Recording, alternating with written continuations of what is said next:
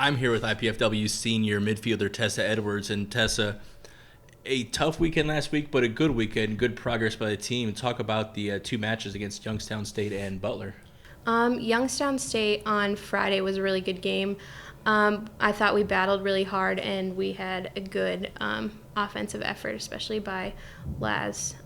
When she came in, there was a spark, and I think we all built on that. And then Sunday, we played Butler, and I thought we played really well defensively and worked really well as a team and organized well also. So. And then coming up on Friday, back at home finally after a 4-game road trip, you have Taylor. Talk about what you know about Taylor and just being back at home again. Honestly, we don't know much. I mean, we know they're an NAIA school, and we know that they'll come out in battle. So we can't go out there and expect an easy game, and we know that it's going to be difficult. But playing at home, it's going to be really nice. So. And then from preseason to now, both you individually and as a team, how do you feel the team has progressed from day one of preseason until now, almost halfway through the season? I think we've come really far, actually. The morale is good considering our record, and we're still building. Each game is getting better, and you can see the progression. So that's really good. Great, thanks, Tessa. Thank you. I'm here with head women's soccer coach Jason Burr. And Jason, a very good weekend. Not the results you wanted, but definitely progression for the team. What were your thoughts on this past weekend? Yeah, obviously the first half of the Youngstown State game thought that we were working hard, but we weren't really getting much out of the ball from an attacking standpoint. We really weren't looking to, or we weren't able to connect on some of the passes we were looking for. And so second half, we made a couple of minor adjustments and came out, and I thought we really kind of took the game to Youngstown in the second half compared to what we did in the first half.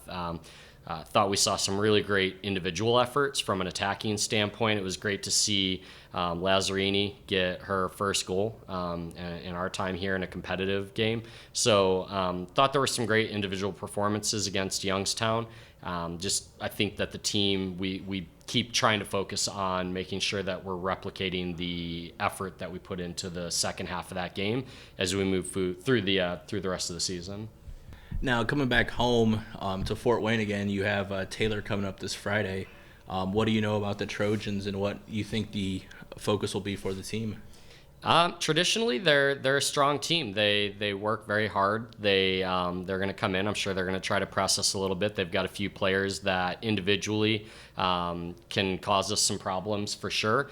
I know that for our team, realistically, after the Youngstown game and after Butler, we made some adjustments against Butler that we had to kind of adjust to what they were doing against us. And so I think that's been the big thing that we've tried to gain this week is what can we do as a team to force the opponent to try to adjust to us. And so that's been really the big key of focus this week is A, attacking soccer and how can we get more chances on goal, but B, what can we do as a team to force an opponent to react to what we're doing as opposed to worrying and focusing about the opponent. And then how nice is it to be back in Fort Wayne for almost a full week now without having to travel anywhere? The next road game's not till midweek next week. It's unbelievable, honestly, to know that. And part of the problem is the trips that we've been on haven't been long road trips. So we've been going on a lot of day road trips. And so it's a little bit chaotic when you're doing those day trips and you come back home and then you're leaving the next day and you're coming back home. And it's tough for our players. It's tough for our staff. And so it was great this week. We didn't have to ask Kelsey and Krista to find out places for us to eat and making sure our itinerary was done and all that stuff. It's been a pretty pleasant week all the way around because I think Monday we came out, we trained after a challenging weekend of games last weekend. And honestly, we came out with a very business-like approach to Monday's practice, and we weren't fooling around. We weren't joking around. We came out. It was a short, very intense practice. We wanted to just get our job done. Having a day off on Tuesday was great. And then yesterday and today's training sessions were just good all-around efforts by our team. And it's nice, again, to know that tonight they get to sleep in their own beds. wake up, go to class tomorrow, get what they need to do, get done academically, and then for the girls, they can start focusing on this game at about 4 o'clock and making sure that we're really prepared here at our home complex at Hefner. And that's always going to be a nice thing on top of the fact that we've got the breast cancer awareness stuff going on tomorrow.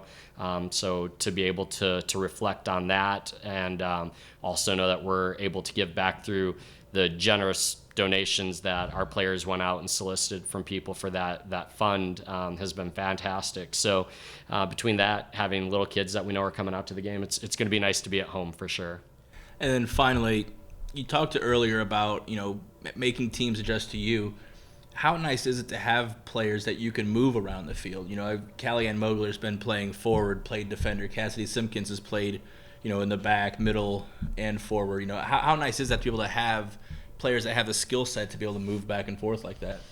One of the things that in the individual meetings we've really done a big focus, or had a big focus on, has been talking to players about versatility is going to be key for us this year.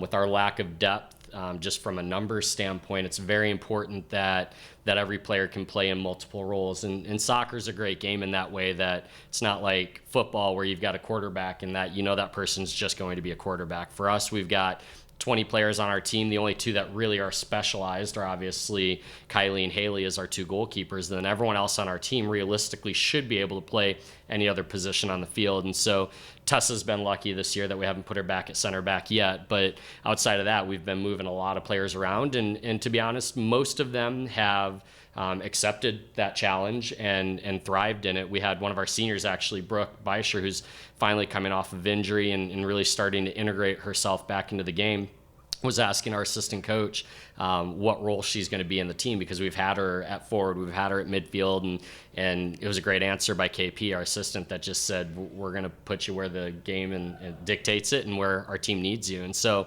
the team knows that that's what we need from them through this season, and I think they've really started to accept that and try to thrive in that type of environment.